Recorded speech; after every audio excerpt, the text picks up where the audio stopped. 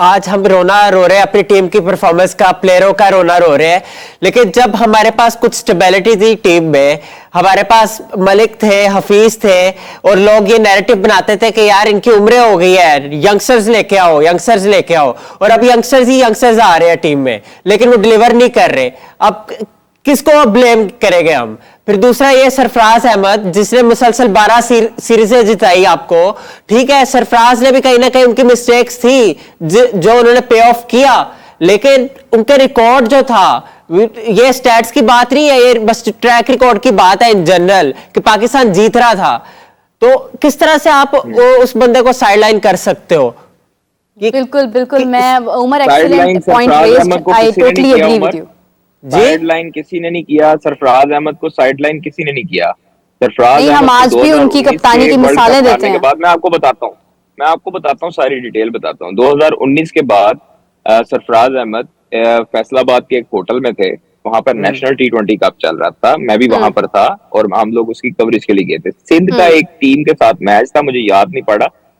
अचानक जो है वो हमारे पास स्कोर शीट आती है, टीम शीट आती है टॉस जीतने के बाद। उस पे हम देखते हैं कि सरफराज अहमद सब्स्टिट्यूट में होते हैं, सरफराज अहमद रेस्ट कर रहे होते हैं, सरफराज अहमद कप्तानी नहीं कर रहे। अच्छा, मुझे इस चीज की बड़ी हैरानगी होती है, तशवीश होती है कि मैं सरफराज अहमद को मिल के आया हूँ, बिल्कुल ठीक थे, इंजरी भी कोई नहीं है, तो फिर सरफराज अहमद कप्तानी क्यों नहीं कर रहे?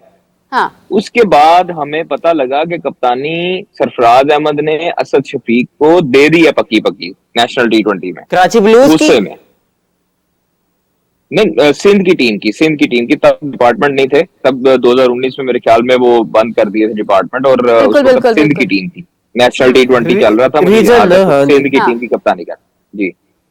तो अचानक असद शफीक कप्तानी कर रहे थे फैसलाबाद में, और फिर उसके बाद जब हमें पता लगा तो उन्होंने कहा जी, तो सरफराज अहमद ने ये गुस्से में आकर छोड़ दी कप्तानी सिंध की भी। अच्छा, फिर उसके बाद हालांकि उस टाइम पे पाकिस्तान के कप्तान थे, वो वर्ल्ड कप ताजा इंग्लैंड से हार के आए हुए थे, इंग्लैंड होस्ट कर रहा था उसको 2019 का वनडे वर्ल्ड कप, और वहां से हमें बदतरीन शिकस्त हुई थी। हमने शुरू के मैचेस हारे थे, एंड वाले 3 जीते थे। तो उस वक्त सरफराज अहमद से वसीम खान ने, जो अंदर की खबर है वो ये है कि वसीम खान जो तब के CEO थे पाकिस्तान क्रिकेट बोर्ड के, उन्होंने कहा जी कि आपको टेस्ट और वनडे की कप्तानी आपको हटा रहे हैं। अच्छा, उस पे सरफराज अहमद के चंद मशीरों ने उनको गलत मशवरे दिए और सरफराज अहमद को कहा आप T20 भी छोड़ें एहतजाजन, क्योंकि T20 में पाकिस्तान नंबर 1 थी जी, और 7वें नंबर से उठा के सरफराज अहमद ने उस टीम में जान डाली और नंबर 1 खड़ा कर दिया जी। अच्छा, वो मशीर जो थे वो रहते हैं साहिल समंदर की पट्टी पे, वहां पर जो सरफराज अहमद के मशीर थे उन्होंने उनको कहा जी कि आप जो है वो बोर्ड को ब्लैकमेल करें कि मैंने जो है ना वो T20 भी छोड़नी है अगर आपने मेरे से वनडे और टेस्ट लेनी। इनका मकसद ये था कि सरफराज अहमद T20 कप्तानी छोड़ें, जो हमें जराए जो कंफर्म करते हैं उस दौरान T20 की कप्तानी छोड़ें, और उसके बाद जो है वो बोर्ड इनके पांव पर आ जाएगा और उनके कहेगा जी नहीं सरफराज साहब आपने कप्तानी नहीं छोड़नी, आपको हम वनडे और टेस्ट भी नहीं लेते। उस दौरान कई लोगों ने मशवरे भी दिए सरफराज अहमद को कि आप T20 की कप्तानी ना छोड़ें, लेकिन सरफराज अहमद नहीं माने। और फिर उसके बाद हुआ ये कि सरफराज अहमद आज तक बेंच पे रहे और बाहर रहे। तो सरफराज अहमद जैसा कप्तान मेरा नहीं ख्याल कि T20 हिस्ट्री में यूनुस खान के बाद शायद पाकिस्तान क्रिकेट में आया हो। इतने कप्तान भी तो थे ना कादिर भाई? वैसे नहीं सर, नहीं, मिसबा नहीं थे, ये चीजें गलत होंगी। कादिर भाई, मिसबा ने भी 2010 के बाद क्रिकेट को अपलिफ्ट किया है। 2010 में स्पॉट फिक्सिंग स्कैंडल था। आपके मिसबा ने क्रिकेट को 10 साल पीछे धकेला है सर। आपके मिसबा उल हक ने क्रिकेट को 10 साल पाकिस्तान की T20 में जान डालने के बजाय पीछे धकेला। वो तो सरफराज अहमद आए और पाकिस्तान की क्रिकेट ऊपर जाना शुरू हुई। लड़कों को पता लगा कि खेलना कैसे, जान कैसे लगानी है और डांट कैसे खानी है। आपके कप्तान को फील्ड में एक्टिव होना पड़ेगा। 2016 में पाकिस्तान जब टेस्ट में नंबर 1 हुआ था तो मिसबा उल हक की आदत थी कादिर भाई। एग्जैक्टली, टेस्ट की बात ही नहीं हो रही है, आपका T20 चल रहा है उमर, मैं इस टाइम T20 की बात कर रहा हूँ। लेकिन क्रिकेट का हिस्सा ही है ना, मतलब कप्तानी के एतबार से देखा जाए। देखिए, मैं T20 कप्तानी की बातें कर रहा हूँ मीरब, ये T20 वर्ल्ड कप चल रहा है, मैं इस पे टेस्ट की और वनडे की हमें जो है वो गुफ्तगू करने की जरूरत ही नहीं है, अभी पेश आनी चाहिए। मैं इस वक्त T20 की बात कर रहा हूँ कि सरफराज अहमद जो है जी, उसमें तो कोई शक नहीं है कि सरफराज ने T20 में लीड किया। इमाद वसीम, शाहीन शाह अफरीदी, बाबर आजम और बाकी जो मोहम्मद आमिर हैं, ये उनकी अंदर कैप्टेंसी परफॉर्मेंस देते रहे। ये वही फहीम अशरफ थे, ये वही शादाब खान थे, ये वही हसन अली थे जो सरफराज अहमद की कप्तानी में परफॉर्मेंस देते थे। आज उनसे परफॉर्मेंस नहीं हो रही। इसकी क्या वजूहत? बिल्कुल सही बात है। इसकी क्या वजूहत है? ये छोटी छोटी बातें जो है वो इंसान को सोचनी चाहिए। ये नहीं कि मतलब हम जो है वो बाबर के खिलाफ कोई कैंपेन चला रहे हैं या बाबर के खिलाफ कोई एजेंडा बना रहे हैं, अल्लाह माफ करे, ऐसी कोई बात नहीं है। लेकिन एक चीज सेंस होती है कि 4 साल आपको मिले हैं कप्तानी के। हाँ। किसी बच्चे को भी आप 4 साल कोई मुझे अगर कोई बंदा पायलट की सीट के साथ बैठाएगा को पायलट के तौर पर, और मुझे कहेगा 4 साल 5 साल आप पायलट के साथ बैठो, और फिर भी मैं 5 साल के बाद नहीं हो पाएंगे कि आप एक जहाज उड़ा और मैं इतना सीख ना सकूं कि नहीं, जहाज उड़ाना छोड़े, मैं इतना भी ना सीख पाऊं कि मैंने अपने जो है वो इंजन कैसे ऑन करने हैं, उसके फ्लैप्स कैसे ऑन करने हैं, उनके टायर कैसे खोलने हैं। तो मुझे फिर 5 साल उधर बैठने का फायदा क्या हुआ कि मैंने अपने 5 साल जो है वो जाया किए वहां पर। अब 4 साल कप्तानी बाबर आजम को ग्राउंड में हो गए, पहले भी कप्तानी करते रहे। तो आप मुझे ये बताएं, एक छोटे से बच्चे को भी आप सेंस होगी क्रिकेट की, वो भी कप्तानी 4 साल करता रहे, उसको भी पता लग जाएगा फील्ड प्लेसमेंट क्या करनी है, आखिरी बॉलर कैसे लेने हैं, फैसले कैसे करने हैं, आपने सुपर ओवर में किसको भेजना है, आपने सुपर ओवर जो है उसका लेफ्ट आर्म फास्ट बॉलर है, उसको फेस किसको करवाना है। तो ये चीजें जो है वो ये चीजें सॉरी ये चीजें पता लगती हैं और ये चीजें आगे आके पे बैक करती हैं, और उसके बाद जो आपको भुगतनी पड़ती है वो अभी थोड़ी देर बाद आप भुगतेंगे भी, और सब चीजों का हिसाब भी होगा।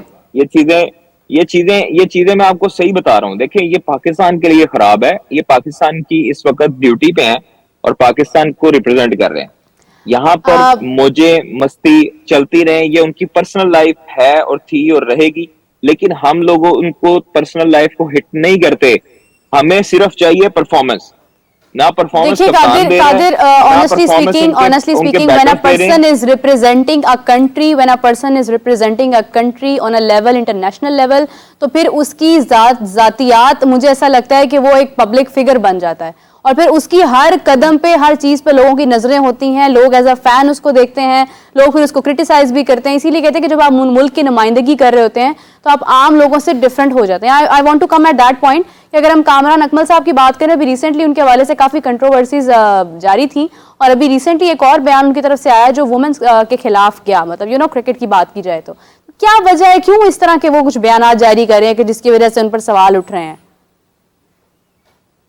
देखें, मुझे ये चीज कहते हुए बड़ी दुख होता है, शर्म आती है कि हमारे जो साबिक क्रिकेटर्स हैं, इवन अभी वाले जो क्रिकेटर्स भी हैं, हाँ, वो जब खेल रहे होते हैं उस वक्त उनके साथ ज्यादतियां हो रही होती हैं, वो तब चुप रहते हैं इस डर की वजह से कि उन पे पाबंदियां ना लग जाएं। अच्छा, अब जो है वो इस वजह से खुल के बोल रहे होते हैं हमारे साबिक क्रिकेटर्स भी, अब करंट क्रिकेटर्स के ऊपर भी बाकी तजजिए भी ऐसे खुल के दे रहे होते हैं, क्योंकि उनको उस चीज का प्रेशर नहीं होता कि उन्होंने टीम में शामिल होना है या नहीं होना। अगर आप में इतना जिगरा होता है कि आप लोग बाहर बैठ के बाद में बात करने की बजाय तो शुरू में किया करें, जिस तरह शाहिद अफरीदी करते रहे, जिस तरह शोएब अख्तर अपने दौर में करते रहे, जिस तरह वसीम अकरम अपने दौर में करते रहे, मुख्तलिफ क्रिकेटर्स अपने दौर में बोलते रहे। जब उनके साथ ज्यादतियां होती रही तो उस वक्त क्यों नहीं बोले?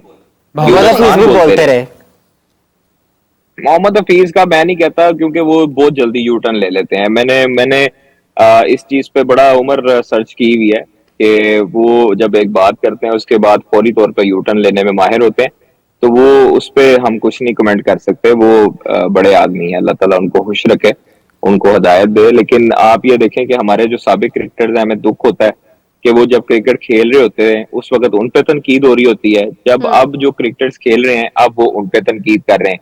तो ये चीजें, इस चीज का एक म्यार सेट होना चाहिए कि किसको तज्जियाकार होना चाहिए, किसको जो है वो किसको सर्टिफिकेट मिलना चाहिए, क्या सवाल होना चाहिए और कौन किस मौजू पर बेहतरीन बात कर सकता है। अपने हवास को काबू रख के वो क्या बोल रहा है क्या नहीं बोल रहा, उस चीज पे उनको सेंस होनी चाहिए। मैंने और आपने नहीं उनको सिखाना, वो समझे समझाए हैं और वो सीखे सिखाए हैं। कामरान अकमल हो, एजाज अहमद हो, इस चीज की बिल्कुल खिलाफ वर्जी नहीं होनी चाहिए कि किसी की दिल आजारी हो। आप बिल्कुल। किसी कभी सिख बरादरी के खिलाफ कह रहे हैं, कभी आप मतलब आप कश्मीर के देखिए, खिलाफ ये कह एक रहे हैं, कभी आप प्रोफेशनल किसी और के लिए कह रहे हैं। आपको हाँ। एक स्क्रीन मिली है, आपको बिल्कुल। अपने जज्बात बताने के लिए पूरी मिली है, दुनिया किसी का आपको देख मजाक रही है। उड़ाने के लिए नहीं मिली। हाँ, देखिए मीरा, ये स्क्रीन है, ये स्क्रीन है, ये सब कुछ बता देती है और इसमें आपको कोई चीज नहीं छुप सकती, आप इससे दूर नहीं भाग सकते। आप जब एक दफा मुंह से अल्फाज आपके निकल गए, उस वक्त वापस आपके अल्फाज नहीं आ सकते। हाँ।